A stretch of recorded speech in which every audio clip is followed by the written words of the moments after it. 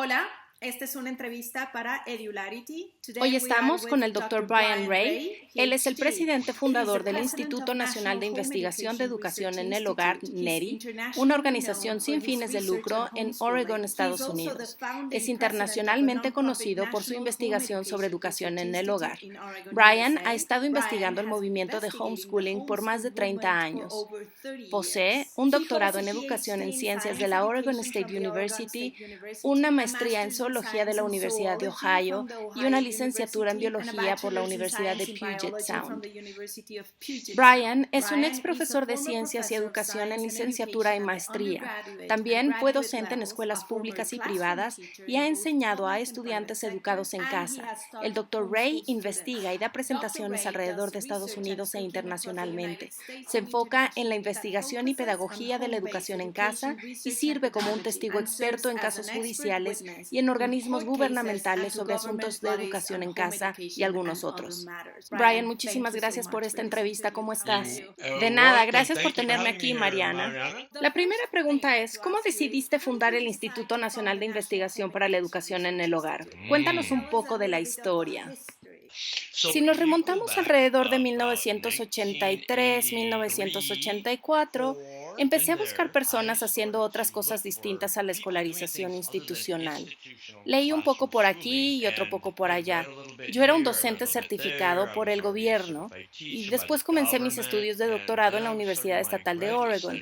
Conocí a unas familias. Ellas estaban buscando un docente y querían contratarlo. Yo era un estudiante de doctorado que estaba buscando un trabajo para ganar dinero extra. Y conocí a estas familias. Esto era en el oeste de Oregon en 1980 más o menos. Y como mejor puedo explicarlo es que eran como unos hippies de Estados Unidos. Y estaban educando a sus hijos en algo así como una casa escuela de un aula, pero también como en algo que conocemos como educación en casa. Y querían que yo fuera su maestro y decidí no serlo por diferentes razones. Y me di cuenta, eso es algo diferente. Y después en algún momento escuché sobre educación en el hogar y pensé, voy a buscar investigaciones sobre educación en casa.